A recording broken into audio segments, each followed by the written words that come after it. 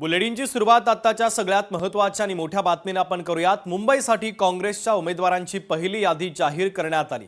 पहिल्या यादीमध्ये 87 उमेदवारांची नावे आहेत, तर ठाकरेंच्या बालेकिल्ल्यातून म्हणजेच माहीम मतदारसंघातील वॉर्ड क्रमांक 192 मधून दीपक वाघमारे यांना उमेदवारी देण्यात आलेली आहे। तर मुंबईसाठी काँग्रेस उमेदवारांची पहिली यादी जाहीर करण्यात आली। पहिल्या यादीमध्ये 87 उमेदवारांची नावे आहेत, तर ठाकरेंच्या बालेकिल्ल्यात अर्थात माहीम मतदारसंघातील वॉर्ड क्रमांक 192 मधून दीपक वाघमारे यांना आता उमेदवारी देण्यात आलेली आहे।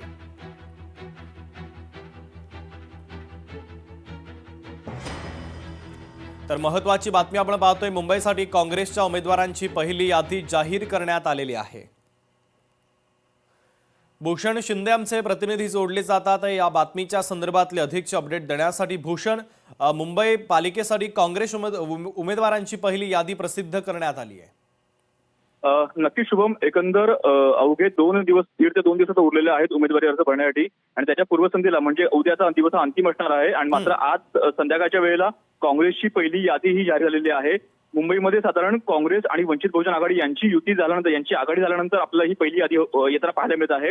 या संपूर्ण आघाडीमध्ये वंचित बहुजन आघाडी ही 65 जागा लढणार आहे, तर काँग्रेस ही साधारण 155 जागा लढणार आहे आणि त्या 155 पैकी सध्या 87 जणांची यादी, पहिली यादी ही आता समोर आलेली आहे आणि एकंदर सध्या काँग्रेस ही पालिका निवडणुकीसाठी अत्यंत आपल्याला मोठ्या पद्धतीनं काम करताना पाहायला मिळते। त्यामुळे येत्या काळामध्ये ही अजून त्यांची यादी येणं अपेक्षित आहे। त्यामुळे आज रात्री उशिरापर्यंत त्यांची दुसरी यादी येते का हे देखील पाहणं महत्त्वाचं असणार आहे। मात्र सध्या 87 जणांची त्यांची पहिली यादी ही आता समोर आलेली आहे। शुभम, ठीक आहे भूषण, अत्यंत महत्त्वाचे अपडेट या बातमीच्या संदर्भातले पोहोचवलेले आहे। तुर्तास धन्यवाद।